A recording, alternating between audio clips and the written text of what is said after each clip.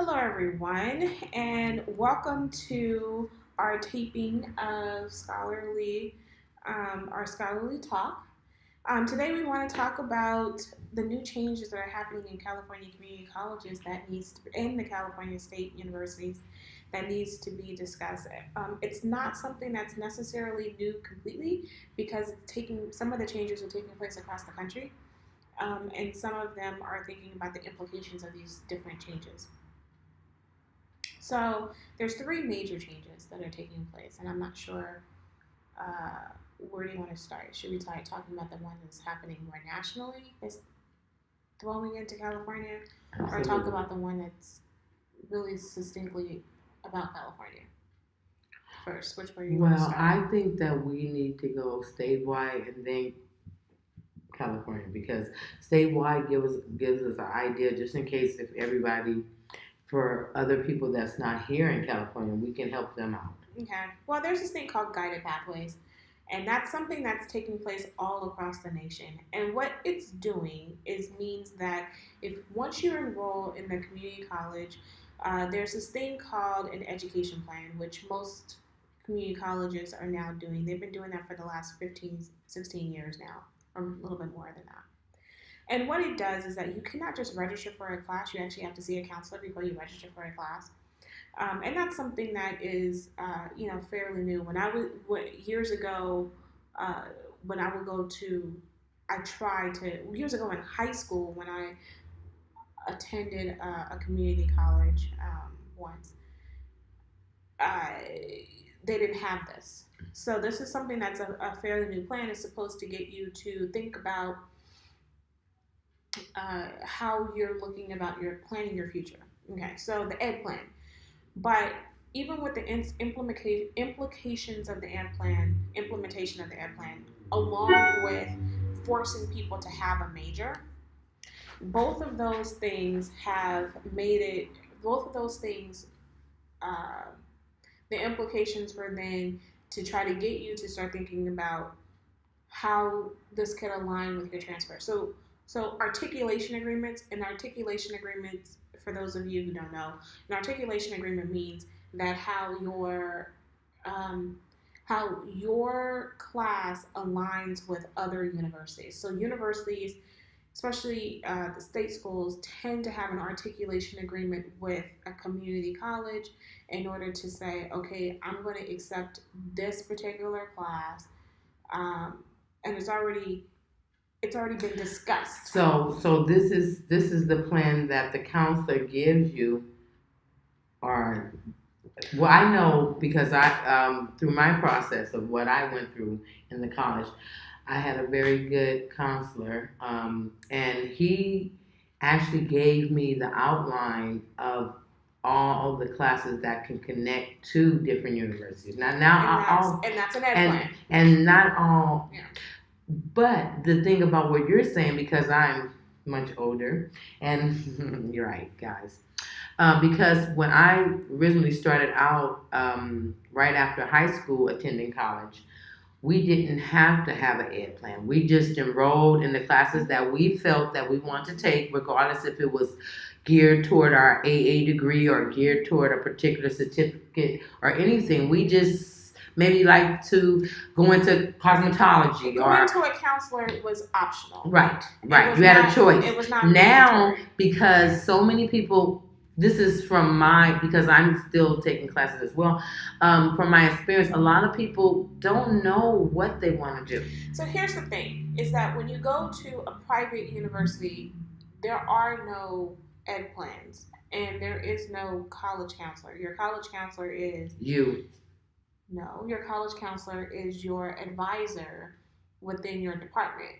And so those advisors, and every faculty member is assigned some of the students within the school, and then you're advised by someone in your discipline department. Mm-hmm. So that's one of the roles of being a full-time faculty member at a private university. Mm-hmm. You don't have an outside counselor, and the notion of counselor at the college level has really ballooned since the creation of the ed plan. And you know what? Counselors, they were needed But now their job title is much more.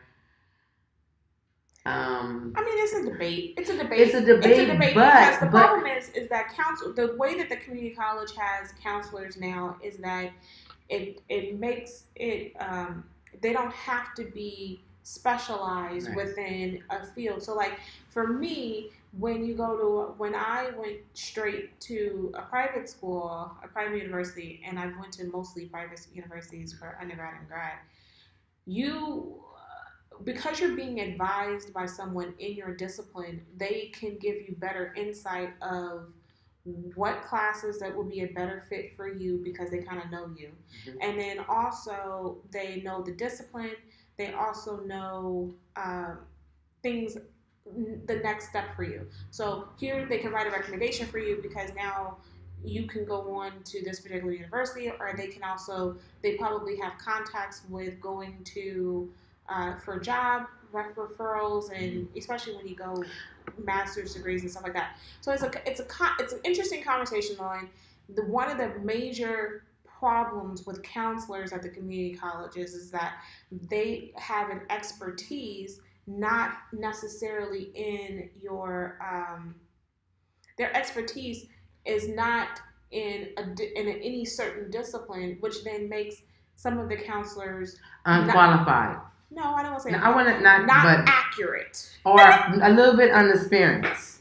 Because no, I wouldn't say that either. I wouldn't say not unexperienced, but I would say they don't have as much experience in that field. They know to give you the goals that you need to have in order to complete the process that you're trying to. Is it fair for me to say that I would know what you would like if you're majoring in computer science, as well as what someone else's knows about the discipline in biology? Okay. As a counselor, I wouldn't necessarily, and should I know that? No, but if I had someone in a private institution like I did in Union University and Union Institute and University, you have the person like Elizabeth's talking about, and when you have that person, they gave me for my bachelor's in science degree, and I'm going for my master's, hopefully. The Lord gave me my doctor, but they gave me a plan that fit to my schedule as far as work. They gave me a plan that was geared toward my degree in a way that it gave me more than what I was looking for. So I totally agree with the difference where if you're at a community college, you can get some of those quality service, but it won't be specialized. So the articulation agreement is called an articulation committee. And their sole purpose is to make sure that you follow through. No. The sole purpose is to evaluate the course and to make sure that it aligns with the Cal State or whatever state schools within your state. But like in California, it would be the Cal State and the UC. So when you look at the catalog, you'll see CSU and you'll see UC next to it. So then you'll automatically know that if you take this particular class, it automatically has been approved, and there's an articulation agreement on the books between the Cal State and the UC. If you do a private institution, you yourself needs to keep a copy of the syllabus so that you can try to do this articulation plan once you transfer over to a private university from the community college. So I say this because articulation agreements is one of, if your college doesn't have an articulation committee, then that's a problem.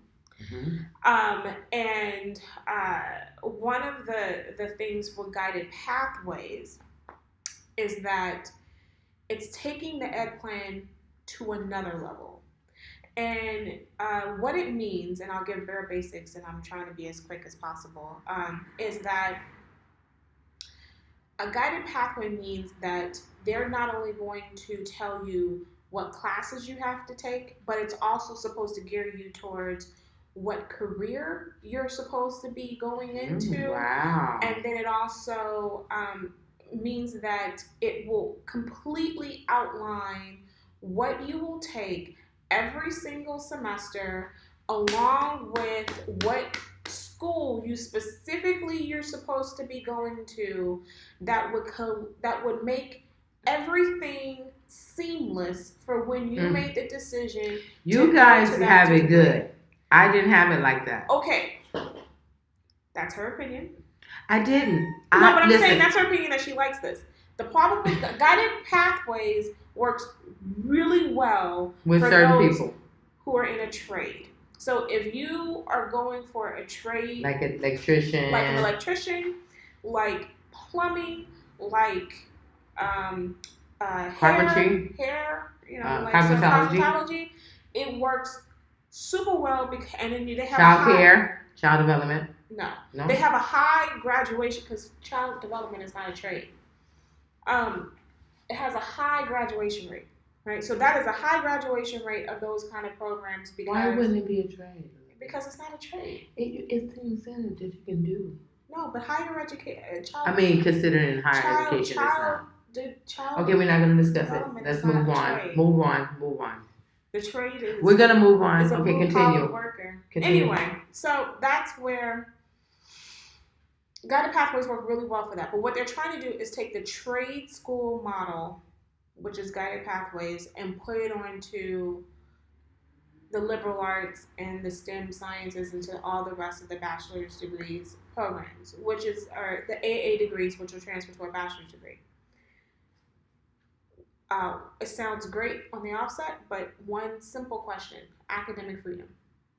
So where do you have room to deviate from the plan?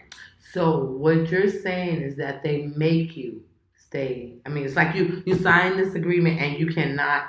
It's done. Wow. Don't do it then. No, and you have. Unless you going into. Wait, don't do it. I have restrictions to it. Don't do it unless if you're going into welding, or you're going into electrician, or you're going into those fields, cosmetology, then okay, it's okay. But otherwise, no, because you're not going to stay in those classes and you're going to drop out, and that's not going to be good. Well, one of the interesting things that it does is that one of the reasons why guided pathways is supposed to work and why it's been adopted around the country is because if you even if you get an AA or an AS from a community college, and because you have to declare a major, because that's a new thing now. Wait, okay, so not to cut you off. So like how, I have some students and stuff going now, like how they're going and they're just taking their general ed, right? You can't do that. No, I'm just asking you a question, right? Because I have a student that's taking classes at Santa Monica right now that's just geared toward her. She's just taking her general ed, right? So what you're saying with this contract, you have to have a plan. Like you have to know what field you're going to go into. Community colleges have now forced you to declare a major. Wow. Did you guys know that? And that's again. That's been a while. But a lot of people didn't know that. You are forced to walk in the door with a major, even if you're saying I'm taking general ed. Like there's no. Now wait a minute. Is that at a particular college? Because why is that student being able to take that over there? You can always take general education classes, but I'm saying that it asks. But she doesn't have. She hasn't decided. You can say undecided. Okay. But it asks. You have to say something. It used to be that you didn't have to complete that part of the application. Okay. And now you are forced to complete that part of the application. Okay. Whether you say you're going to do something or not, you need you say that you're going to declare a major, or if you say that I'm going to be undecided, I have to say put something. It's almost like when you have to put NA, non-applicable. You have to put something in line.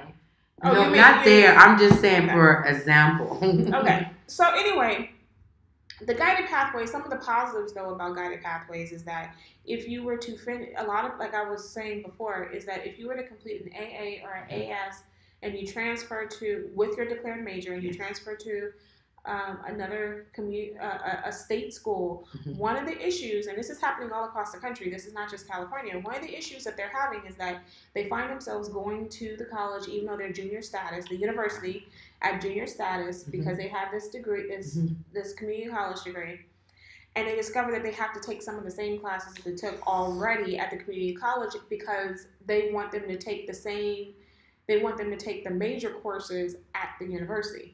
So guided pathways is to say you are taking these particular courses, and it guarantees that those major And I think that's a good thing that about you that took at the because then community you can't waste no other time on some classes. would stand for some of the classes that you would have taken at the state school.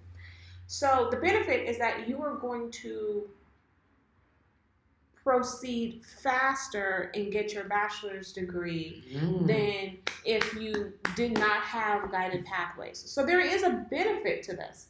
And I think that's and all schools have, and most community colleges have adopted it. Not all of them. I know that there's 20 in the state of California who's adopted it. And can you name at least about 3 or 4 for us a little bit? Rio Hondo is one. What about Harvard? Santa Monica? I know a lot of, Santa Monica has one. Santa Monica is the number one. What about West LA? Transfer. I know that the LA community colleges are pretty much on board, but there's a lot. I mean, even though I say there's 20 now, there's going to be many more, because I know that there's a lot of planning stages taking place at every community college. One of it is because there's money behind it, and two, you know, it's a lot of work. They're asking a lot of faculty to pretty much build these guided pathways from the ground up, and they want the teachers to build it up while they reap the benefits. No, the teachers reap the benefits. Oh, when teachers need to build it up, they need to work. Because the thing is, but see, here's the part, and I will say that there's the downside is that there are going to be some teachers, there are going to be some college professors that may find themselves on the outskirts because they may not be a part of any guided pathway. So now, that's a great question on what happens to those professors. Okay. So those professors, why wouldn't they be a part of it? Because they're not the pick, or they don't specialize in. Because there's some majors that don't. Some of these classes don't have a. Some of these classes at community colleges don't have a guided pathway to get anything. So, like for example, real estate. If you go and take a class at community college for real estate, there's no guided pathway for you to go get. And notary, maybe notary too. Well, notary is like a trade. Okay. But you can get a bachelor's in real estate, but not very many people. Can you get a bachelor's in notary? No, because it's a trade. It's like a certification. So what about a vocational? There's no guided pathway for vocation schools is different than guided pathways for transfer to a bachelor's degree. Okay. Now being in that program, it will actually help you get to the bachelor's degree, but what about the master? Oh. So it just will take you everything. No, I'm just saying, where does the plan? Because see, a lot of people that we're speaking to out here doesn't know. Okay, hey, that program leads them to the bachelor program, but from that point on, there's no guided pathway for a master's degree. Okay. And nor will the state of nor will any university will. Even private? No. Okay. No. Because there's a different application, there's a different notion of, and because nobody is giving funding based on how many students are collecting a master's degree. They're giving funding based on how many people graduate and transfer. Okay. So this leads us into the state of California's issue, and state of California has just passed AB 705, and I'm gonna say this, that no one saw this passing. And so it's kind of funny. No one saw this passing, so that means the unions were not prepared. We're not pushing. People were expressing concerns because there's heavy implications. And what AB 705 means is that it's for community college students. And what it means is that you are now, when you go into a community college and you want to take English or math, you have to take a placement exam. And the placement in California for most schools is called AccuPlacer. AccuPlacer has a truckload of issues. So I'm not even going to go into saying is AccuPlacer fair. That's a whole different video, a whole different conversation, and I don't want to go there. Because I definitely think that AccuPlacer is not a fair test. Anywho. What test in California is fair? The SATs? SAT is national. It's still not fair. Anywho, the AB 705 says that you can now consider your high school grades along with your placement test in order to place you into your English or your math. So what you're saying is that if I do well in English in high school, then when it's time for me to go to college and I take an English class, I may not have Your to English take placement. the English placement. Then I may do They're well. going to average. They're going to consider. There's a formula where they average your high school grade along with your AccuPlacer or whatever their standardized test is for entrance. Now, what's the downside of this? Because see, where there's a side that's up, there's always a side that's down. So what's the downside? So what this means, and the notion, the reason why they are passing this is because they said that too many students are placed in basic skills and they're never leaving, because which is a fair assessment, and because one of the two things that hold students back is English and math. Because if you place at the bottom of math, you have about 7 math classes, depending on where you go, in order to complete one math requirement for college level math. And guess what? You learned this math every semester from the 10th grade, the 11th grade, the 12th grade, even went all the way down to the 8th grade. So you should know this math by now. Okay, I'm not going and the English, I'm going there. I'm not going there. But what I am going to say is that you can look at because there's a lot of people. I had a student years ago, and she came in, she did not finish, she was born in the South, and she was born at a time in the South where you didn't have to go to school. They did not have high schools. Mm-hmm. No, it's not that you didn't have to go to school. Her area did not have a high school. So that means she went all the way up to 6th grade, and that was her diploma. So she worked. She was a sharecropper, and she had kids, and she did whatever. And so when she placed into her bottom level of math and bottom level of English, it made sense. This is the level. I'm not talking about the people who have certain cases, Elizabeth. Okay, I'm just making. I'm not here to judge. Listen, I'm not judging either. I am here to All I'm saying is that if you didn't do your homework and you could have done your homework, or if you didn't go to class and you knew you could have went to class, you could know English and math and science and history and reading, because you know what the teacher school. Let me tell you, everyone. School repeats itself over and over again. Each grade level, not like that, Elizabeth, don't give me that look. And when they teach you something in junior high, when you get to the next grade level, they repeat some of the things that you learned in the 5th grade. They repeat the things in the 6th grade, right? And then sometimes they increase it more depending on what you know. If you sat there and you didn't pay attention, is what I'm saying. Elizabeth is taking it to a way that I'm putting someone who's been at it. My dad, listen to this. My dad was 60-some years old. He didn't know how to read, but he can fix a car. I mean, he can build an engine. So I have nothing. I want everybody to learn how to read and write. But there are some people, Elizabeth, that goes to school and just do nothing. I'm talking to you. That previous conversation that I was having about you need to know it, that was for you. It wasn't for the people under these certain circumstances that didn't have, were disadvantaged and couldn't go to school. My point is that we know that those individuals who, because I will say, I'll admit, when I was an undergrad, I mean, I did not take math my first semester. I took math all throughout high school, junior high, whatever.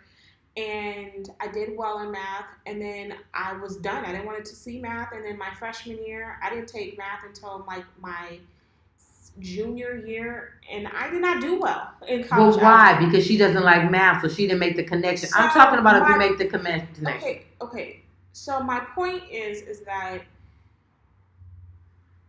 I'm not here to try to figure out why someone did poorly or didn't do poorly. My point is that the reason for this, for AB 705, is that they said that, and it's true, that if you test into math in developmental, and there's about 7 math classes you have to take in order to fulfill one math requirement, that you're less likely to transfer, because your 11% chance to transfer, 11% of those people transfer. And then when you look at English does a little bit better, but we're still under 20% of those who test in the English. And depending on the institution, some community colleges have 7 English classes to fulfill that one requirement. Some community colleges have 8 or 9. And so this AB 705 was to say, you know what, look, it's too many developmental, it's harming people, it's not getting them out of community college. So let's go back and consider their high school grades, and let's merge it with their placement tests, and let's come up with where we can place them. And what they discover, we know for English, because I'm English faculty and political science faculty, so as an English faculty member, what we know is that 60% of these people who are going to be placed, who is currently placed in developmental, is more likely going to be moving to college level English. So how does that affect you as an English teacher? Well, it's going an English professor.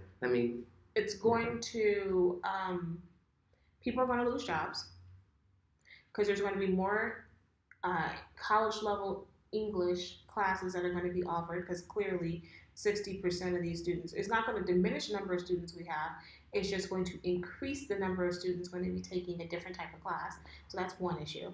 And there's some faculty members who do not teach transfer English, they only teach developmental, so their jobs are going to be going away. And I've received an email from one college saying, if you don't get qualified for teaching college level English, then you need to look for another job. Wow. So that's one. So it's definitely going to hit, and then it's definitely going to hit faculty.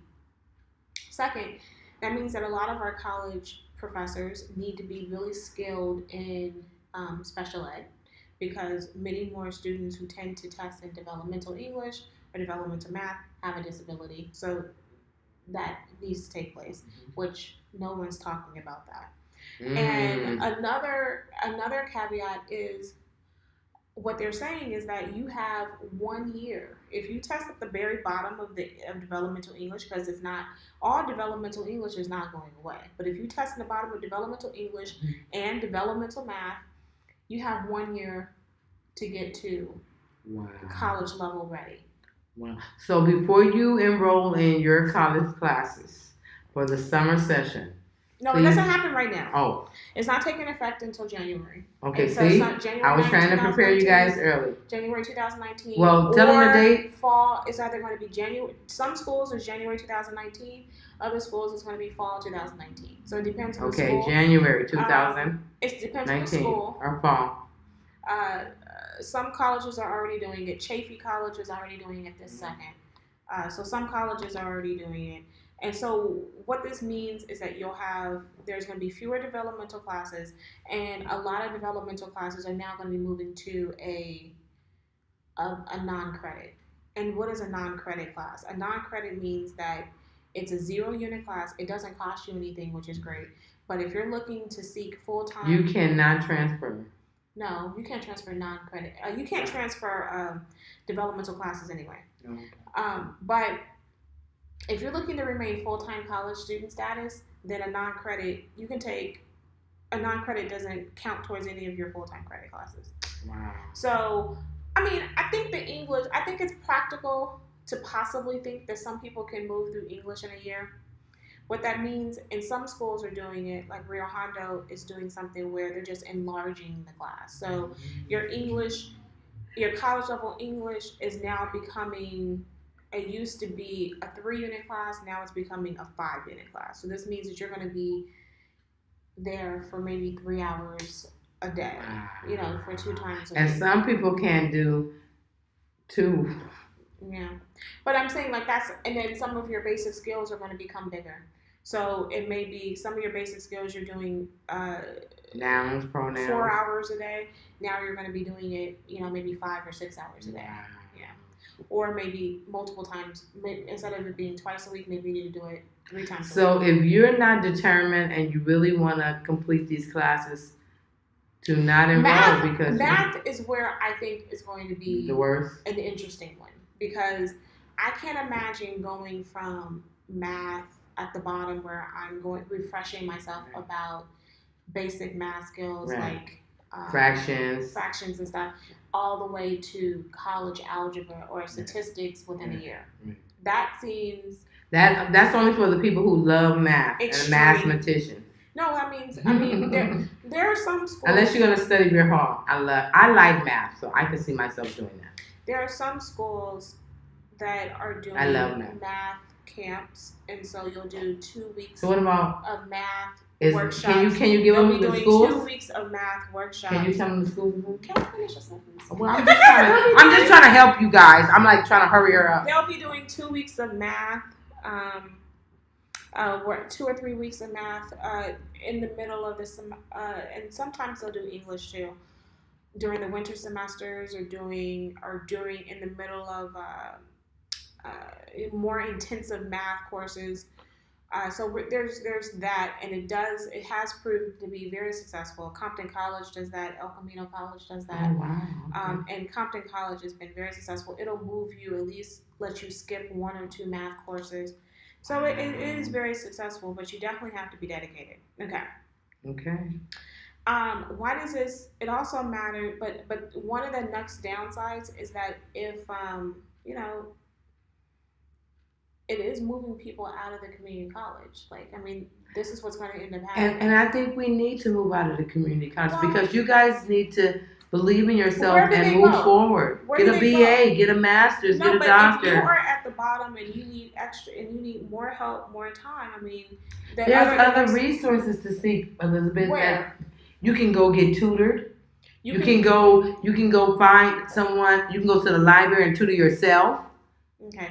The problem is, one of the issues. If you have a disability that doesn't allow you to do that and you need others to assist you, then there's ways. There's ways of doing a lot of things, but we can't just say we can't do it. One question, I'm not saying you can't do it, but we do have to think about the ethics of a community college. A community college is an open access institution. Right. And it was there to help give to people who don't have an opportunity to study in who cannot have access to a computers. Who do not have access to going to a 4-year university. This is going to be their step, and it will give them some sort of training.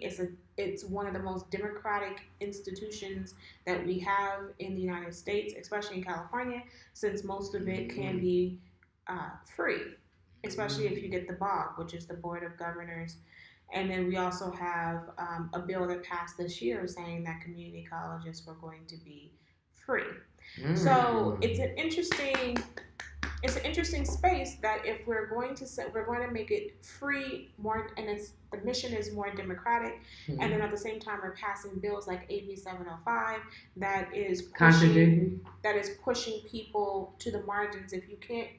So what would you say? Would you say that was contradictory? It is contradictory, because if you can't meet the standard in 1 year, now you're going to be forced to take an additional load, plus now take a non-credit class to make sure that you can qualify for financial aid. Okay, yeah, that's what I was just about to ask you. Okay, so like how you have to take all these extra classes, right? How does that affect your financial aid? Because I know that, so it affects it, or it doesn't. So that means that you're gonna have to take that extra math class that's non-credit plus your 12 units of something else.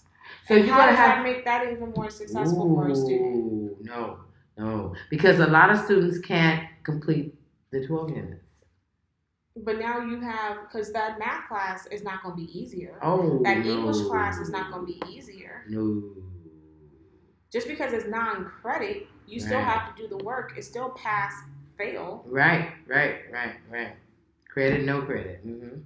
I mean, and it still goes on your GPA. It still And goes, and listen, if you don't even drop though it, you you don't. still get a I W. mean, even though you don't pay for it, I mean, I get that that's the benefit. You don't pay for it, but if you're living on financial aid, that affects you because one class will affect you with financial aid. and then it's going to be, You will get on academic and then it's going to be a more status. enlarged. It's going to be a more enlarged class. So not only is it a 0 You're not class, right. but it's going to be a more enlarged class, so So that which we is can that the push you professor through even more. Mm-hmm. So I mean, it seems It's like ups and downs. it seems like it's a possibility for the beginning of a lawsuit.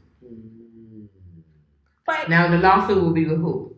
The lawsuit. I mean, would it be would the students? It would have to initiate it, or would I mean, who would initiate the lawsuit? It can come a couple ways because I mean, it could be that faculty, especially those faculty who finds themselves unqualified for that, marginalized and have no job, they definitely can probably sue for damages. I don't know if that'll be a good case or not because I'm not an attorney. Right. But I think the bigger case is the with level the students. of equity because it's a setup for saying that even though they're giving you all these sources, and Carrie's right, you have all these tutoring and all these other additional sources, and I get that, but it's now saying that those who, I mean, let's keep it real. I had a student this past semester who was in and out of class because she became homeless and she had 2 kids living in the shelter. She moved to Nevada with this dude who said he was going to help her, and then she gets out there with her couple kids, and he doesn't help her. He wants sex in return to staying, so she leaves, comes back to California, living in a homeless shelter with her 2 kids, trying to make it to class. So you're going to tell me that someone like that carrying 12 units plus an additional non-credit class is going to be able to make it and finish? But this law did pass, though. It sure did. So we don't have no choice. It sure did. I mean, we don't have a choice, but I'm saying, and they did give about 1.5 years, 2 years to get it together for all community colleges to get on board. And I get that, but my point is that it's going to, let's put this in another perspective. You can only fail a class twice. And if you fail a class twice, you don't get financial aid for that class, and you're going to have to pay for it. What? If you have to take it again. Now, the people that's out there that's been going to school just for the financial aid money. Oh, it's a wrap. Okay, it's all over. It's all over because don't do it because you're gonna have to pay it back. Well, not just no. I'm saying that you're gonna end up having to pay for the class that you should have wanted to take. That you've already paid. But you just got the money. That they've already paid the class for it, and you've failed it. And even if I'm not talking about fraud, I'm just talking about the people who tried really hard and they failed a class because of life circumstances. Yeah, and then they took it twice, and they're still failing. They need more time, more support. I have a question: is there something that student could do and pertains to that? Yeah, transfer to another community college. And then try to take it at different community colleges. So it's going to promote hopping from one community college to the next. So you're gonna be college hopping. Or because there's not enough adult schools around for me to say go to an adult school. Right. Because adult school. So this really does fly in the face of saying, is community college just an institution strictly for those who are qualified or college material? To transfer. And if that's the case, okay, but if you're not, then they can't tell you straight out that they don't want you, but that's what you're saying. Well, it's going pretty much. But the beauty is that it's going to require teachers professors to really engage with their students, and which is a good thing. And to be really pushing to get their students to be engaged, to have more student learning, to be interaction one-on-one learning, and to not be this teacher-based behind the desk. Yeah, and you got to, in order for them to be successful if there's no more transmission model of teaching, there has to be student engagement, student-centered teaching practices in order for these students to be able to be excel. successful. Yes. And I think that's something positive. I mean, that's positive. That means that institutions really need to begin to start holding their accountable. professors accountable for their type of teaching. Right, because some professors, they teach from behind the desk and then they give you some work that doesn't relate to the book. It's a transmission model. They teach because they like to hear their voice. Oh, thank you for clearing that up for me. Because I was always wondering for this long period of time that I've been taking classes to get these degrees, why wasn't he doing that? I'm being facetious, but I'm just saying that. But I'm just saying that this model. I'm not being facetious because I wanted to know why. This model is not going to work in this age because what's going to end up happening. And you have some teachers that should have retired already because they don't want their job. They never liked it at the beginning. So this is going to require them to show themselves, and it's not going to be good. Yeah, but the problem is retention.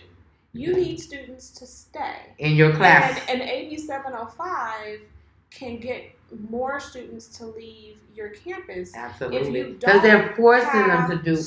If you don't have teachers that's been connected work to be able to retain and you know what, Elizabeth? I'm so glad because you're a teacher like that. You're a professor like that. Well, I appreciate your kind words. Yes, because I connected. Because when I took her class, she's a tough teacher though. She's a tough political science teacher. I wasn't into politics. I always listened to what my grandmother said when it came down to voting. But when I took Elizabeth Craig Walker's class, she made me read books and research and do all this stuff. And now I'm so connected to the political part where I get to choose who I want on my own. Thank you, Elizabeth. Well, on that note, since you gave me that positive note, one more thing, and then we need to leave because we're over our time, is Cal State University is doing something that's really interesting. They're calling it supportive course models, where students who test into their English and math, so it's very similar to AB 705, so it's going to be where you're almost going to have like a supplemental, and it starts this upcoming fall. Oh. So you're going to have so if you're taking English 101, it's going to have like a supplemental hour or something to your particular class that you can push forward and be successful. And so that's going to be an interesting model because what that means is that they're no longer going to be offering as many developmental classes. This is another trick to get around the developmental class because what it sounds like is that means that the state is going to restructure the special, yes. And they're not going to give as much money. Right. And so how can we get around this is by enlarging your English 100. And in the talks at Compton College, we are having this conversation about, I really think that we should just enlarge the class instead of... I think it would be better for that as well because then it won't be so specialized and you still will be meeting the need. Yeah, pretty much. To think about having if you're going to do like an English, like our English 1A, it seems like it would just be better if you enlarge it to an extra 2 hours or have it 3 times a week for 2 hours instead of just being 2 hours a week. 2 hours a day for two days a week, or make it 3 hours for 2 days a week, so that gives enough time for. That would give enough time to possibly do the professor engagement. Well, and not just that, to do more activities in reading and that can really connect the students to the and to get them through this particular subject that they're get this through this 1 year. I have no idea what math can do. I'm not a math professor, but I just think that that's going to be a very tough hurdle. I think math will be a tough hurdle because you have particular teachers that want to teach the math in their particular way. So no matter how you learn how to do math, you can complete the problem, you can show your work, but because they learned it in a particular way, they want you to do it that way. And I think that's why a lot of people stay away from math because math is something that's personal. The math workshops that worked really well are the ones that you meet every day. So maybe it could be that we may move the repetition. Maybe it's the repetition in it. Maybe we need to move to the model of math becomes when you take the class, it's going to be Monday through Thursday or Monday through Friday or so it's going to be almost like a summer class. Yeah, but it's going to be given in the spring and fall. That's an option. I'm not in the math department. I don't know what they're going to do, but that would be a really good option to try to get people. I don't see them doing anything else. Increasing the math time per day, I don't see that as being as helpful. But I don't know. Well, I think it's helpful depending on this. I think having it multiple, more than just twice a week.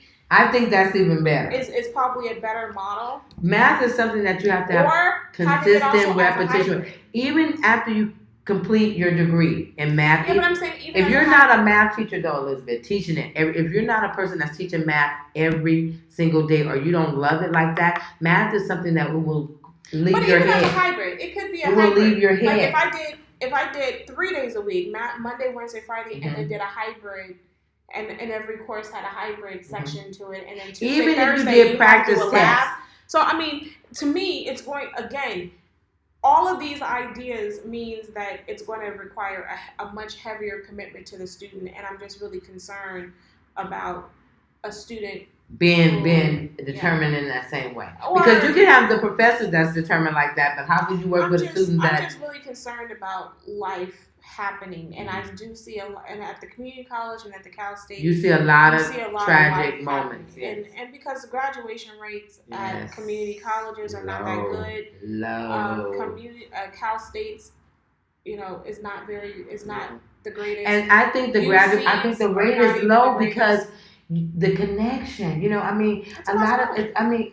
Now I'm not going to say all private institutes, benefit, but sometimes when you have that connection with your students and you can really, like you said, you can personalize what they need, your graduation rate is a lot higher than you're trying to figure out who. I'm trying to figure out who Elizabeth is, or I'm trying to figure out who I am, and then I'm trying to put a plan for them together, and then that plan is really not for them because they want to hurry up with the plan because you seem like you just want to take them on somewhere else, and they just want to say okay and get over it. I don't think that you're going to get the person who really is going to be as determined as they should be in that situation. That's the downfall for me. Well, I guess time will tell. This is a great start in getting the conversation open about what's happening and what's changing. If you are thinking that if you tested at a very lower English and math, now's the time to enroll in school. And let us know. Share it with us. If you have some things that we spoke about. Or if you have any more questions. Yes. We'll definitely respond if you put some. Because this is something that's important because a lot of people are taking upcoming classes in the summer, and there are some people that's taking classes coming this fall. So you need to know these things right away. Summer school starts June 18th, and most community colleges around the state. So definitely try to enroll. I know that even Compton College, we're 3/4 of the way full, so you definitely want to try to enroll as soon as possible. Yes. El Camino College definitely is I would say 2/3 full. Wow. You do need to think about something else. I know at El Camino College they definitely have free tuition for the summer, and at Compton College is free tuition for the summer for anybody. Free tuition? So that means my class is gonna be free? Because I'm taking Spanish. Okay. Español. Okay. Mm-hmm. On that note, Buenos días, ¿cómo está? Muy bien. Boom, boom. You have a great afternoon. Bye, guys.